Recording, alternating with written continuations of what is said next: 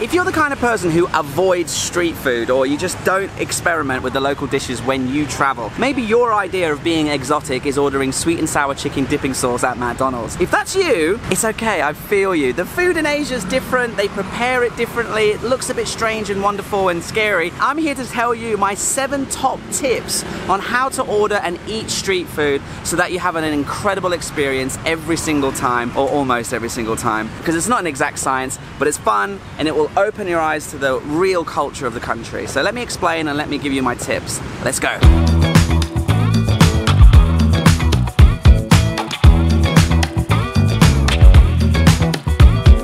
Okay, step number 1, or tip number 1. Basically, when you get to a street food market just like this, tonight we're in Chiang Mai, Thailand.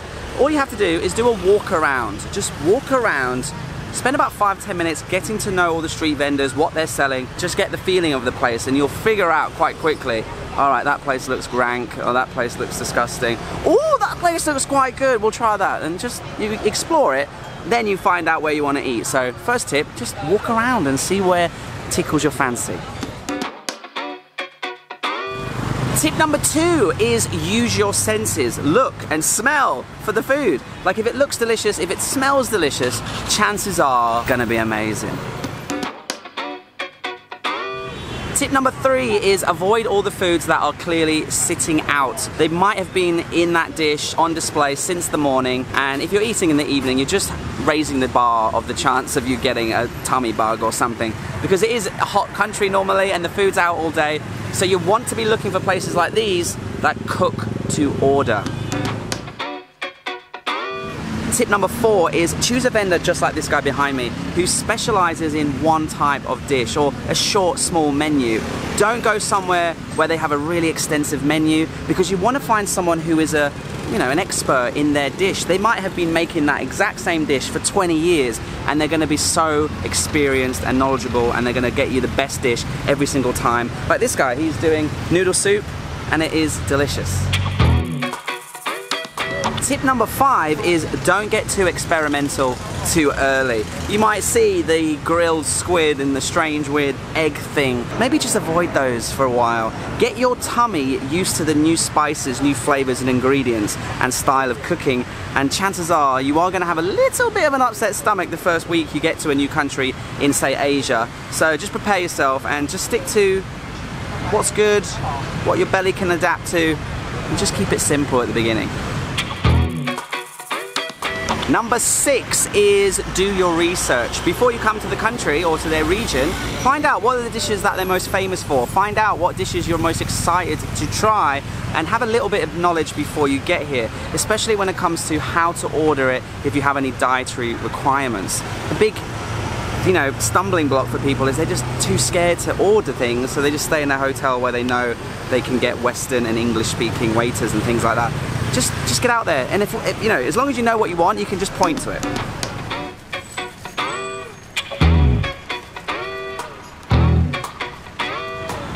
And the last one is number 7, save room for dessert. Right then, let's do a walk around. So this is the South Gate, specifically South Gate of Chiang Mai, and they have this really cool food market. They have one in nearly every single corner and nook and cranny, to be honest. And all I'm doing is I'm walking around and I'm just checking out the places, checking out the food stands, checking out the chefs, making sure that their area where they're preparing their food is clean and tidy and well looked after, which this one's a very good example of. Just little things like, oh, okay, this one's got leaves on the floor. That's a point down. Just be picky, because you've got all night to choose a good spot, and then if you're staying in a town for a few nights or a week, it's okay if you find a good one and you go every night. That's totally cool, and actually what I recommend. So take your time, walk around. This place is an Isan food place, and you can see there's quite a few people eating here, so that's on the maybe list. We'll come over here, and again, just don't be shy to check out what are the locals eating. What are they ordering? Again, if they're coming here, well, it's going to be good food, isn't it? Because they know what they're talking about. Much more than what we know we're talking about. These guys are the pros. This guy's still setting up. It is a bit early. It's like, you know, 6 o'clock in the evening. Okay, this guy's got a very small menu. He's only got 4 dishes, and that's a good thing. So he's famous for khao kamu, which is the pork knuckle soup. Sawadee Cap.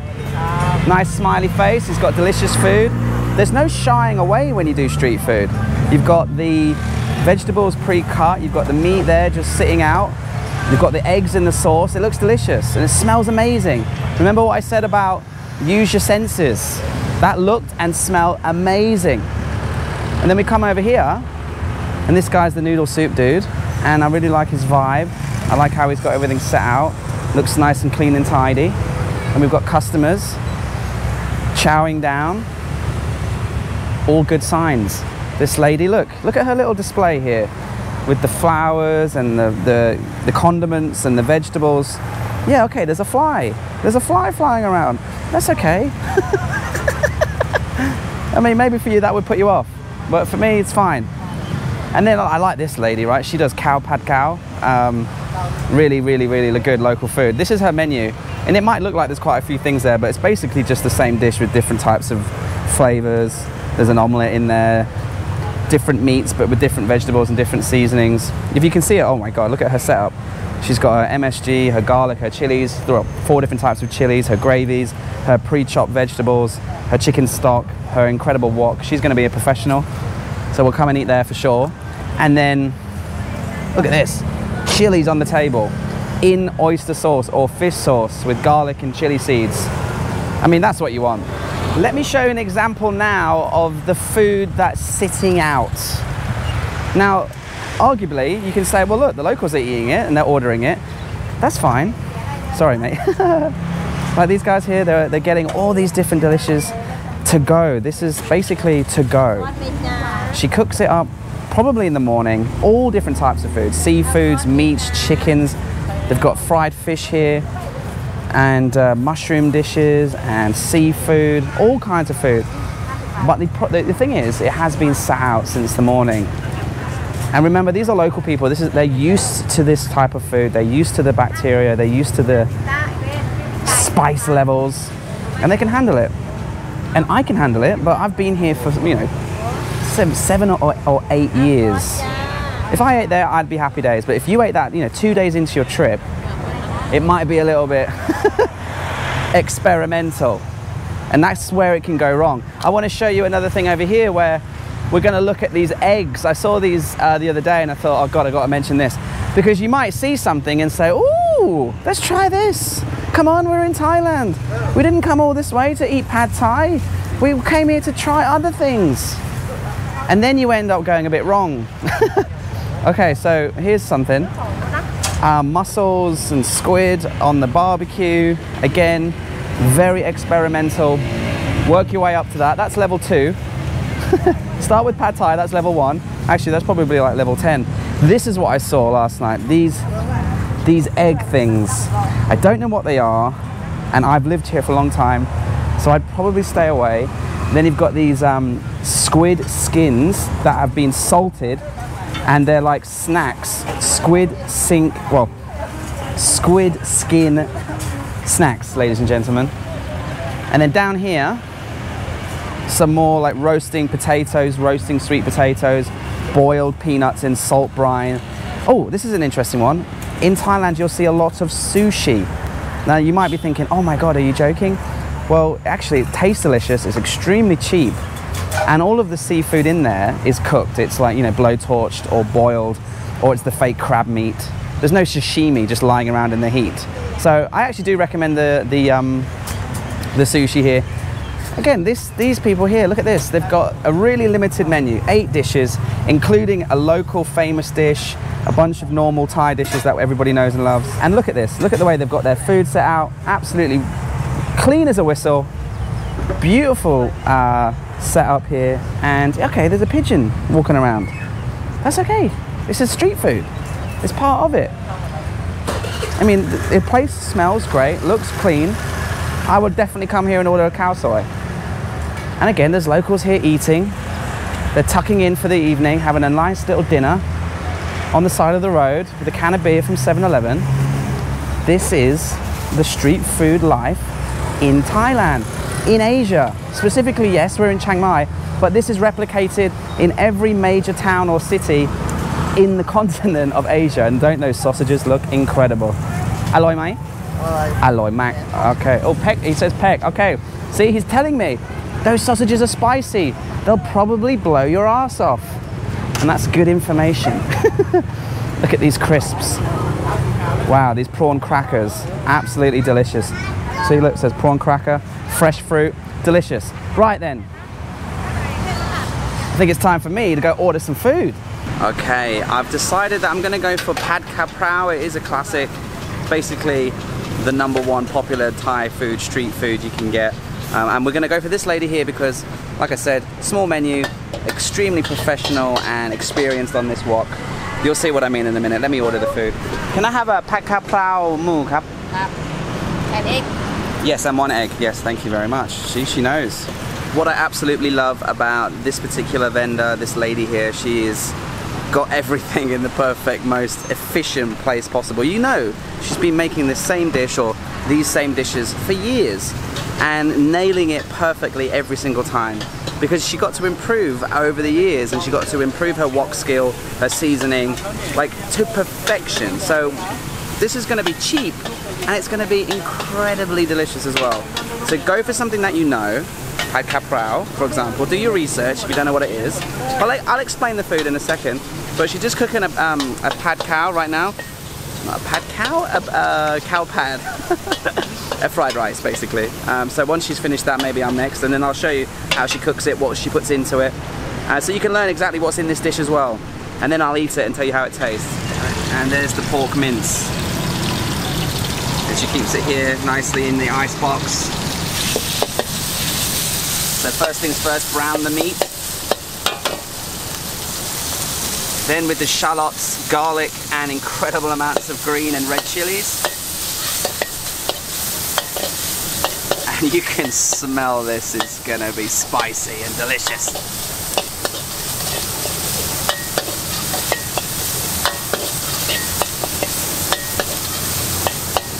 And just look at that heat coming off there, extremely hot pan. A little bit of chicken stock, a little bit of MSG, a little bit of salt, some soy sauce, some fish sauce or oyster sauce, and then some of this, I don't know what that is, it's kind of like a gravy, and then that was black pepper, and then this is the holy basil, the Thai basil or the holy basil. This is the really important special element to a Pad Cabrao. And doesn't that look delicious? And look, she's not even breaking a sweat. She just knows what she's doing. She's been doing this for years and she's a pro. And look at the colour of that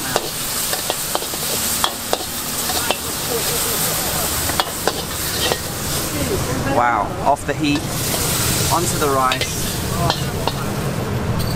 And then she'll top that up with a nice Thai fried egg. And there we go, the Pad Cabrao mu, which just means with pork. You can get it with chicken, you can get it with tofu, but tonight I was feeling a bit porky. So, and then you've got the delicious egg on top. And I'm gonna eat this, and I'm gonna tell you how it tastes in a second, but first, I need to take a thumbnail. Okay, let's bring that up a bit. Let's bring that there, let's bring that there. All right, I look like a let's eat. You cannot go wrong when you're in Asia, especially here in Thailand, with a nice cold beer from 7-Eleven. You know, you could get a glass of water. They do give you complimentary water in the night markets. You can get really cheap fruit shakes, but tonight I just fancy a cold beer. And this is going to be so spicy. There's nothing better than the combination of spicy Thai food, delicious cold bottle of Chang or can of Chang, and then what we saw earlier is these green chilies. These green chilies it looks to be fish sauce, and there's some red chilies in there, some orange chilies, and a little bit of garlic. And actually already put a lot of chilies in there. So let me just sprinkle 1 or 2. Oh, that's a bit too many. Feel that tomorrow. But what's really great about this particular dish, obviously you can have as much spice in it as you want, but it will come with, you saw how many chilies, 2 or 3 chilies diced up into it already, and that's without even asking it to be spicy, so expect it to be spicy. But this dish with the holy basil, this really aromatic herb that grows pretty much in everybody's back garden, this is the staple fast food, the staple lunch dish for most Thai people. It's cheap, it's cheerful, it's delicious. It's like no other thing you can find in any other country. There is no dish like this. It is just incredible. And I just broke the egg, but let me show you. And this creamy egg just helps just to sort of, you know, control the spice and just give this whole dish a bit more body. And just fantastic dish. Pad Cabrao, put this on your list if you've not tried it. If you've been to Thailand, you're probably thinking, Jesus, Paddy, yes, we know what this is.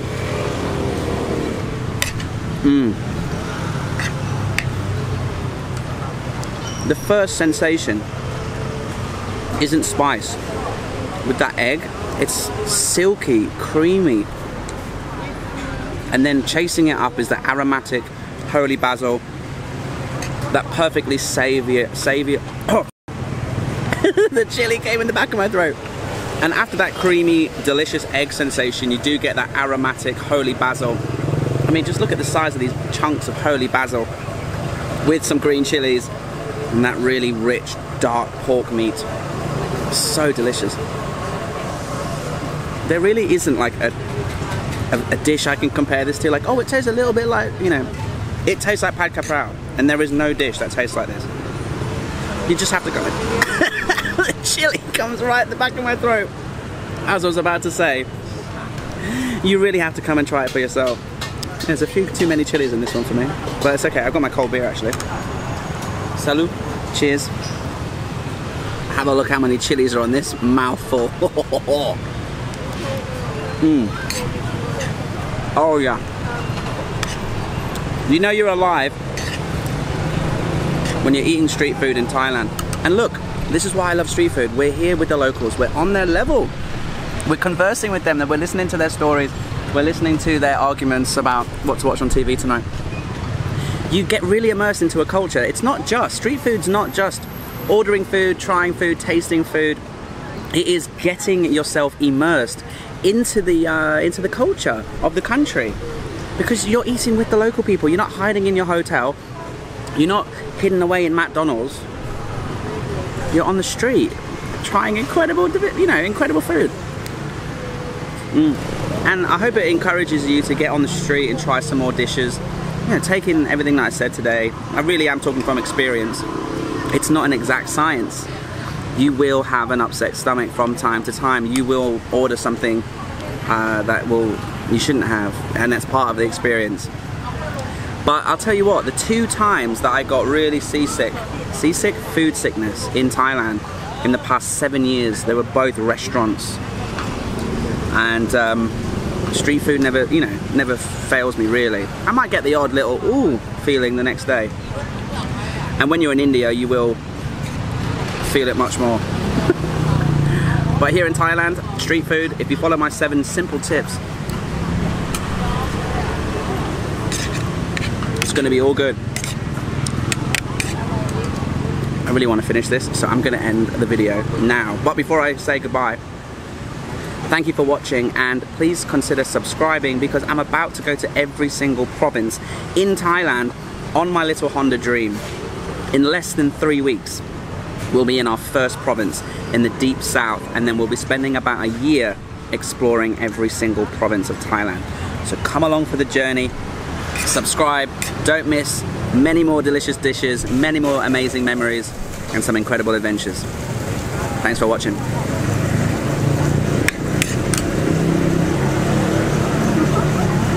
Delicious.